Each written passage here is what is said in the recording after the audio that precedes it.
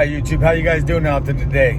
Let's talk about what sets off American bullies and how to get them back once they are over that level 10. See, so my American bully, what sets off my American bully is pretty much anything that feels threatening to the house. So it could be anything, you guys. If it could be a kid, it could be a doll, it could be another dog, it could be another cat, it could be the bird, it doesn't matter.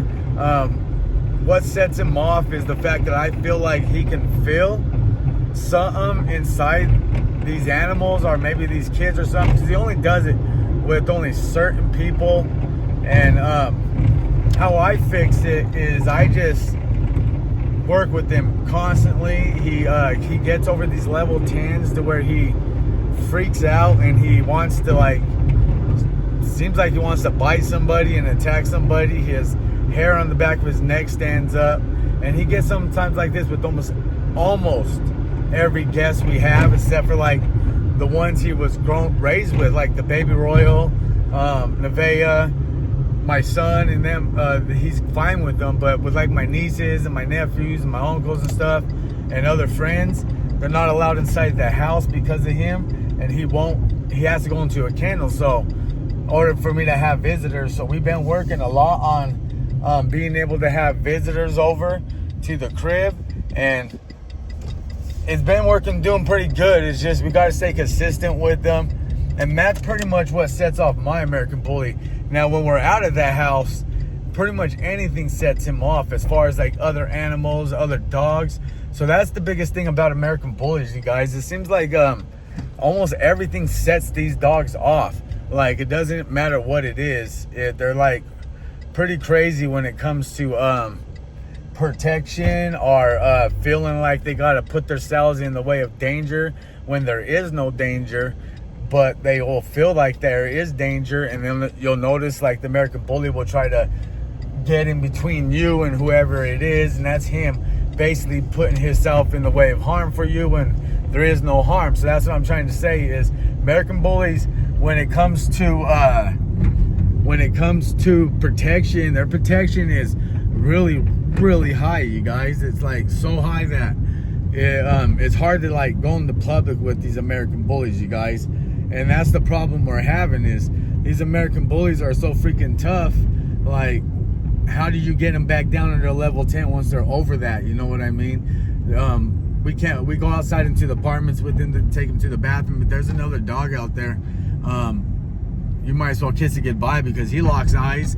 It doesn't matter if the dog's 4 apartment complex away. He'll lock eyes with the dog, and he'll notice it right off the bat. And then from that point on, anything that we had planned outside of the house pretty much goes out the window, because he instantly goes into this protection mode that is into a level 10, and it's hard to get him back down from there once he's up there.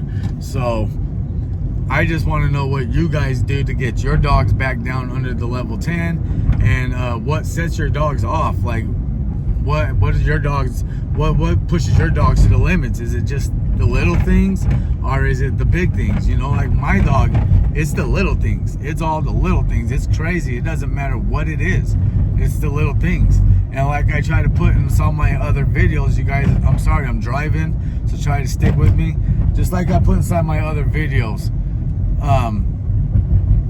Raw feeding, Bully Max, is what got my dog to where he is today. As far as aggression goes, as far as being overprotective goes, stuff like that.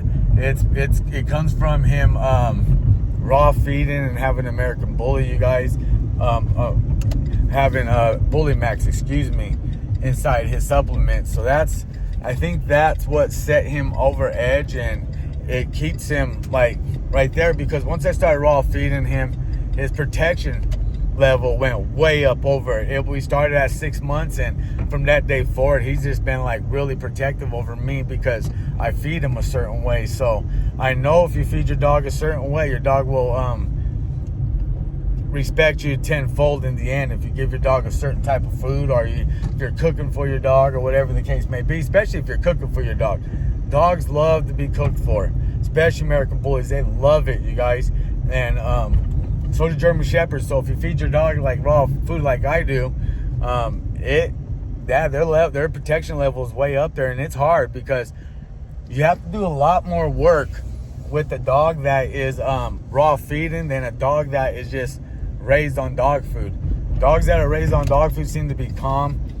Dogs that get raw fed seem to go over edge sometimes, man, because there's just something in that blood, something in that raw meat that puts them into the hunt mode when they taste it. And then when certain things go on or certain people do certain stuff, they feel like they have to go back into this hunt mode. And that is what we're dealing with today. So I just want to know what sets your dogs off, and how do you get your dog back under once they are up there, because we're looking for new ways. We have a lot of dogs in the kennel. Like I said, Zeus is one of the most aggressive dog we have. The other dogs aren't aggressive at all. They're calm, they're relaxed, they can play with the other dogs. Zeus seems to be the most aggression, but Zeus, he's the only one that we started off raw feeding at such a young age though. So I think that could be it too. The fact that he is a dominant breed, he is an alpha, and I think that alpha has a lot to do with it, because when your dogs are alphas, they're like we are, like as men.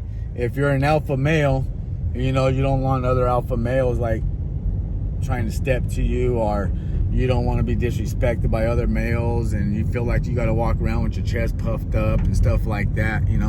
That's how dogs are too. He's an alpha male. Everywhere he goes, he puffs out, and he has to keep his head high, his chest puffed out, so he letting people know, like, this is my domain. I'm the big dog walking down the street. In reality, he's not. So that's what we deal with Zeus, you guys. So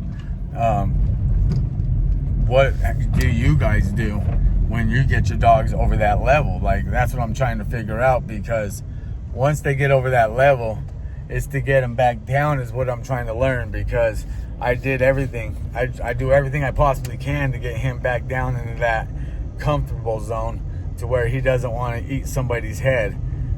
And usually it takes me about 5 minutes, you guys, to get him calm. Sometimes it'll take me 10 minutes to get him calm, just depending on the situation. What do you guys do to have to get your dogs calm? And how do you get them calm once they're up there? And how fast does it normally take you to get them calm? Like I said, mine's usually anywhere from 5 to 10 minutes, and sometimes it could be longer. Sometimes I can never get him calm again. It's like we have to just pull him back in the house. Once you get him in the house, he calms down. Once you get him back out of the house, he's back being aggression. So that's what we're dealing with, you guys. Let's go ahead and leave it at that. I'm gonna run up in here and see if I can get some stuff for him. We're going in the store, and we're gonna go grab some supplies for our kennel. So I'm gonna leave it at the topic as that. What do you guys do to get your guys' dog down under the level 10 when it's over the level 10? And also, what sets your dog off and how you fix it. So that's what I'm looking for, you guys. Thank you, and God bless you. And don't forget to hit the subscribe button. This is Shiloh and King Zeus. And have a good day, you guys. God bless you. All right, peace. This is Shiloh and King Zeus. Welcome to our channel. And if you're new, hit that like, hit that subscribe button, and stay tuned.